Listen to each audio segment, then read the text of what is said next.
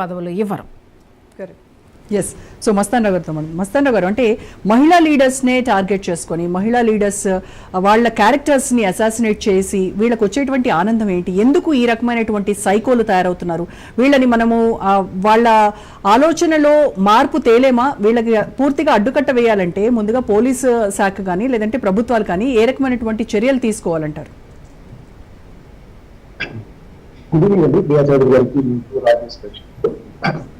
ఈరోజు చిరబ్రోలు కిరణ్ మాట్లాడిన మాటలు అతను ఆశ్చర్యం అనిపిస్తుంది. ఎందుకంటే రోజా గారు విడుదల రజనీ గారి మీద గత కొంతకాలంగా అతను చేస్తున్న కామెంట్స్, వాళ్ళు కంప్లైంట్ ఇచ్చినా కూడా డీజీపీ స్థాయిలో పట్టించుకోకపోతే వరసి ఈ రోజు అతను ఇంత దిగబడడానికి కారణం ఉందని నేను అంటాను. ఆ రోజు కంప్లైంట్ ఇచ్చినప్పుడు కనుక అతను కనుక ఇదే తెలుగుదేశం పార్టీ లేకపోతే చంద్రబాబు నాయుడు గారు కానీ లేకపోతే కన్సర్న్ మినిస్టర్స్ ఎవరైతే హోమ్ మినిస్టర్ ఉన్నారో వాళ్ళు కనుక ఆ రోజు యాక్షన్ తీసుకొని ఉంటే ఈ రోజు ఇంత దేవదారి పరిస్థితి మీరు గతంలో చూసే ఉంటారు. రోజా గారు, బోరుగడ్డ అనిల్ గారు, శ్రీరెడ్డి గారు, వాళ్ళు పవన్ కళ్యాణ్ గారికి అమ్మని, వాళ్ళ పిల్లల్ని, వాళ్ళ ఇంట్లో వాళ్ళ భార్యని ఏ విధంగా అన్నారో చూసాం. ఆ రోజు కూడా ఏంటంటే ఆ రోజు ఇప్పుడున్న అంటే పార్టీని అంటారు నేను ప్రస్తావించాలి తప్పుడు పరిస్థితి.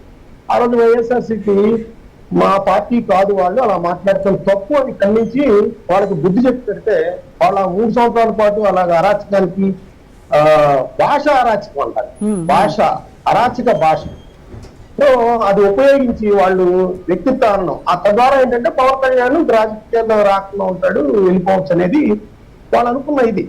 అందరూ అలా ఉంటారు కదా, ఎదిరించి పోరాడతారు. అయితే నేనేది పవన్ కళ్యాణ్ మీద పోతుంటే ఆయన మీద అనండి, ఆయన పాలసీల మీద అనండి, ఆయన విధానాల మీద అనండి, ఆయన వైఖరి మీద అనండి. ఎందుకంటే ముఖ్యమంత్రి స్థాయిలో ఉన్నవాళ్ళు కూడా ఆయన భార్యల్ని కార్లతో పోల్చుతారు, వాహనాలతో పోల్చుతారు, ఇంటర్నేషనల్ ఒకళ్ళు నేషనల్ ఒకళ్ళు అని మహిళల్ని కించపరచారు. సో అది ఏ రకమైన సందేశాన్ని వాళ్ళ దగ్గర ఉన్న వాళ్ళ కోట్లాది మంది లక్షలాది మంది కార్యకర్తలకు వెళ్తుంది. సాక్షాత్తు అసెంబ్లీలోనే ఒక మాజీ ముఖ్యమంత్రి 14 సంవత్సరాలు పాటు పనిచేసిన మాజీ ముఖ్యమంత్రి భార్యని వేరే వ్యక్తితో పోలుస్తూ వాళ్ళ అబ్బాయి వేరే పోలిక ఉందని చెప్పటం, అదే సమయంలో ముఖ్యమంత్రిగా కూర్చున్న వ్యక్తి నవ్వటం ఏ విధమైన అంటే ఆ విధంగా ఇప్పుడు వంశీ గారు మాట్లాడుతుంటే అప్రైజ్ చేస్తున్నారంటే మాకు కూడా ఆయన కంటో పడాలంటే ఇట్లాంటి భాష మాట్లాడాలి కావాలేమో అనే యాంగిల్ తీసుకుంటా ఉన్నారు. సో అదే ఇక్కడ వస్తా ఉంది. గతం మనం చూడొచ్చు. అంటే నేను ప్రస్తావిస్తాను, ఇది ఎక్కడి దాకా వెళ్ళిపోయిందంటే వాళ్ళ నాయకుల్ని కానీ వాళ్ళ ప్రభుత్వాన్ని కానీ వాళ్ళ అభిమానిస్తున్న పార్టీని కానీ ఏమన్నా అంటే అవతల వాళ్ళు ఎంతటి వాళ్ళైనా సరే, అది జ్యుడిషియరీ అయినా సరే, హైకోర్టు న్యాయమూర్తుల్ని కోవిడ్ వార్డులో పడేయాలని పోస్ట్ పెట్టేశారు, అంటే చంపేసేయాలి. అంటే ఈ సోషల్ మీడియా విస్తృత రూపాలు ఎక్కడి దాకా వెళ్తున్నాయి అంటానికి ఇది ఎగ్జామ్. దానికి సంబంధించి హైకోర్టు స్వయంగా జోక్యం చేసుకొని వాళ్ళ మీద కేసులు పెట్టండి అని మొట్టికాయలు వేస్తే 90 మంది మీద కేసులు పెట్టి చాలా మందిని జైల్లో కూడా వేసిన పరిస్థితి. మీకు అక్కడే కాదండి, ఇప్పుడు జగన్ గారే ఉన్నారు. జగన్ గారు అభిమానించినంత కాలం శర్మిల గారిని ఎవరో ఏమలేదు. శర్మిల గారు పార్టీ వేరే పెట్టుకున్నారు, జగన్ గారిని విమర్శించారనగానే మోరుసుపల్లి, అంతకుముందు వైఎస్ షర్మిల గారని ఇప్పుడు మోరుసుపల్లి శర్మిల గారు అంటారు. ఆ తర్వాత ఆమె చెప్పింది ప్రభాస్ గారితో లింక్ పెట్టి ఆమెను కూడా ఎలా అరెస్ట్ చేశారు, ఆమె స్వయంగా వచ్చి ప్రకటించింది కదా, దాని మీద యాక్షన్ తీసుకున్నారు. ఒక పార్టీకి అధ్యక్షురాలు, ఒక ముఖ్యమంత్రికి కుమార్తె, ఒక ముఖ్యమంత్రికి సోదరిగా ఉంది. అలాంటి వాళ్ళకి న్యాయం చేయలేనప్పుడు ఎలాంటి పోతాం, ఎలాంటి సందేశాలు ఇస్తున్నట్టు మనం? నేననేది ఏంటంటే ఇప్పుడు నేను కొన్ని చెప్తాను మేడం. టీడీపీకి అంటే మా ఆంధ్రప్రదేశ్కి సంబంధించి ప్రస్తావన వచ్చిందని చెప్తున్నా. ఇప్పుడు టీడీపీకి సంబంధించి మేదరమెట్ల సురేష్ అని, లేదా మణి అని, అదేవిధంగా వైఎస్ఆర్సీపీకి సంబంధించి వర్రా రవీందర్ రెడ్డి, ఇంటూరి రవికిరణ్, అవుటు శ్రీధరు, ఇప్పాల రవీంద్ర, వీళ్ళల్లో అత్యధికంగా మీరు చెప్పిన ఇప్పుడు ఏదైతే మనం ప్రస్తావిస్తా ఉన్నామో మహిళల మీద వాళ్ళ వ్యక్తిత్వ హననానికి సంబంధించి పోస్టులు పెట్టిన పరిస్థితి, వాళ్ళని ఇప్పుడు ఈ రోజు వాళ్ళ మీద కేసులు ఉన్నాయి.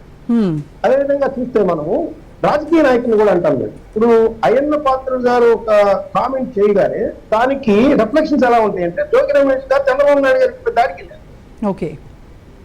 అయ్యన్న పాత్రుడు గారు రోజా గారిని ఉద్దేశించి, జగన్ గారిని ఉద్దేశించి ఆయన ప్రసంగించగానే దాన్ని సోషల్ మీడియాలో వైరల్ చేయగానే దానికి సంబంధించి రిఫ్లెక్షన్ ఏంటంటే చంద్రబాబు నాయుడు గారి ఇంటికి అలాగే పట్టాభి అనే వ్యక్తి ఆయన ప్రసంగించగానే సోషల్ మీడియాలో అది వైరల్ కాగానే బోక్స్డీకే అనే పదం వాడినందుకు వాళ్ళ ఇంటి మీద వాళ్ళ భార్య భర్త అందరూ ఉండగా దుమ్మికి వెళ్ళిన పరిస్థితి. అంటే రాజకీయ నాయకులు పదాలు ఉచ్చరించేటప్పుడు, ప్రసంగాలు చేసేటప్పుడు వాళ్ళ యొక్క మాటలు ఎంతమందిని ప్రభావితం చేస్తాయి, అది ఎంతమంది శాంతి భద్రత సమస్యగా మారుతుందంటానికి ఇప్పుడు నిన్నది కూడా ఆయన అక్కడ బట్టలు తీసానగానే ఇతని యొక్క వికృత రూపం, అంటే వాళ్ళ నాయకుల్ని లేకపోతే వాళ్ళ పార్టీకి ఎక్కడైతే ఏదైనా వస్తుందానో ఇతను వాళ్ళ భారతీ గారి మీద ఆ విధంగా అతను పాల్పడ్డాడు. అతను అంటే రిఫ్లెక్షన్స్ వికృత రూపాలు సంతరించుకుంటా ఉన్నాయి. నేనేమంటానంటే ఇప్పుడు ఏ పార్టీ అధికారంలో ఉంటే ఆ పార్టీ వాళ్ళు తిట్టిన వాళ్ళు ఆ కేసులు పెట్టబడవు, ప్రత్యర్థి పార్టీల మీద మాత్రం కేసులు పెట్టడం. ఇప్పుడు మనం చూసాం 2014-19 ఏం జరిగిందో 19-24 ఏం జరిగింది. యువతల పార్టీ వాళ్ళు అంటే మాత్రం అధికారంలో ఉన్న పార్టీ వాళ్ళు మహిళలన్నా వాళ్ళ ఇంట్లో వాళ్ళన్నా ఎటువంటి కేసులు పెట్టబడవు. అట్లా కాదు, ఇప్పుడు ఆర్టీఐ కమిషనరేట్ ఎలా ఉందో, మహిళా కమిషన్ ఎలా ఉందో, అదేవిధంగా ఏపీపీఎస్సికి సంబంధించి ఎట్లయితే పాషి జ్యుడిషియరీగా వ్యవహరిస్తారో గవర్నర్ ఆధీనంలో పనిచేసేలాగా ఈ సైబర్ నేరాలు కానీ లేదా మహిళల మీద ఎవరైతే కామెంట్లు పెడతారో సోషల్ మీడియాలో కానీ యూట్యూబర్స్ లో కానీ మొత్తం ఆటోమేటిక్ గా అక్కడ నమోదయ్యే విధంగా, అది వెంటనే రికార్డ్ అయ్యే విధంగా ఒక వ్యవస్థని నెలకొల్పన్న అవసరం అయితే ఇక్కడ కనిపిస్తా ఉంది. అయితే ఈ సోషల్ సైకోలు ఎవరైతే ఉన్నారో వీళ్ళందరూ వాళ్ళ అధిష్టానం దృష్టిలో పడ్డానికి, వాళ్ళ అధిష్టానము వీళ్ళకి ఏదో వనగూరుస్తుంది, ఏదో ప్రయోజనం కలుగుతుంది అనేటువంటి ఒక ఉద్దేశంతో ఎవరిని పడితే వాళ్ళని, మీరు అన్నట్టుగా సీఎం కూతురు, సీఎం చెల్లి కావచ్చు, సీఎం భార్య కావచ్చు, ఎవరనేది కూడా చూడకుండా ఈ రకంగా విచ్చలవిడిగా వాళ్ళ పైన కామెంట్స్ చేసి వాళ్ళ క్యారెక్టర్ అసాసినేట్ చేయడం వల్ల వీళ్ళు అంతిమంగా జైలుకి వెళ్తారు, లేకపోతే ఇంకొక రకంగా చర్యలు వాళ్ళ పైన పడతాయి. అయితే వీళ్ళు తెలుసుకోవాల్సింది ఏంటంటే ఇప్పుడు ఎవరైతే చెప్పారో, ఎవరైతే వాళ్ళ దృష్టిలో వీళ్ళు బాగుండాలి అంటే వాళ్ళ దృష్టిలో మేము పడాలి, మాకేదో ప్రయోజనం కలగాలన్నటువంటి వాళ్ళు జైల్లోకి వెళ్ళిపోతున్నారు. అధిష్టానం వీటిపైన ఎక్కడా కూడా మాట్లాడట్లేదు కదా. అంతిమంగా ఎవరు బలవుతున్నారు? సోషల్ సైకోలే కదా బలయ్యేది. అయినా కూడా మరి మిగతా వాళ్ళు దీన్ని బేస్ చేసుకుని ఎవరు కూడా ఇంకా దీన్ని ముందుగా చేయకుండా ఉండాలి అనేటువంటి ఆలోచనలో ఎవరు ఉండట్లేదు. ఇది ఒక ఆనవాయితీగా ఇక్కడ ఒకటి కనిపిస్తుంది మేడం. ఇప్పుడు మీరు చెప్పారు కరెక్టే, ఎందుకంటే ఇప్పుడు హైకోర్టు న్యాయమూర్తి మీరు చేస్తే వాళ్ళకి న్యాయ సహాయం అందించేందుకు కూడా ఆ రోజు వెతుక్కోవాల్సిన పరిస్థితి వైఎస్ఆర్సీపీకి సంబంధించి. ఎందుకంటే వైఎస్ఆర్సీపీ ప్రభుత్వానికి వ్యతిరేకంగా తీర్పులు ఇస్తున్నారని హైకోర్టు న్యాయమూర్తులు వాళ్ళ మీద సోషల్ మీడియాలో దాడులకు పాల్పడే పరిస్థితి. అయితే వాళ్ళకి న్యాయ సహాయం కూడా అందరని పరిస్థితుల్లోకి వాళ్ళు వెళ్తే వాళ్ళ కుటుంబాలన్నీ కూడా ఆత్మరక్షణ పడిపోయి, ఏంటి మేము ఆ నాయకుల కోసం ఆ పార్టీ కోసం ఎంత చేస్తే మమ్మల్ని తీసుకెళ్లి జైల్లో పట్టుకోలేదంటే అసలు నువ్వు చేసింది తప్పురా అని చెప్పేవాళ్ళు ఎవరయ్యారు? అప్పుడు పబ్బం కట్టుకుంటున్నాయి అధిష్టానాలు కావచ్చు, ఆ అధినేతలు కావచ్చు, ఆ రాజకీయ పార్టీలు కావచ్చు, పబ్బం కట్టుకుంటున్నాయి. ఇక్కడ రెండు విధాలండి, వాళ్ళు వాళ్ళ యొక్క నాలెడ్జ్ లో పడటానికి కానీ వాళ్ళ కళ్ళలో పడటానికి కానీ చేసేవాళ్ళు కొంతమంది, అధిష్టాన వర్గాలే ప్రోత్సహిస్తున్న వాళ్ళు కూడా కొంతమంది ఉన్నారు. మనం అది కూడా గమనించాలి. ఇప్పుడు ఒక ముఖ్యమంత్రి చెల్లెల్ని అంటున్నారు అంటే ఆయన తెలియజేస్తారా? ఉంటుంది కదా. ఇప్పుడు చంద్రబాబు నాయుడు గారికి సంబంధించి అంటున్నారంటే వాళ్ళ చంద్రబాబు నాయుడు గారు తెలుసుకోవడం, పార్టీని సస్పెండ్ చేయటం, అతని మీద కేసు నమోదు చేయడం, అరెస్ట్ చేయడం ఆదేశాలు ఇచ్చేశారు. విషయంలో కానీ శ్రీరెడ్డి విషయంలో కానీ అంత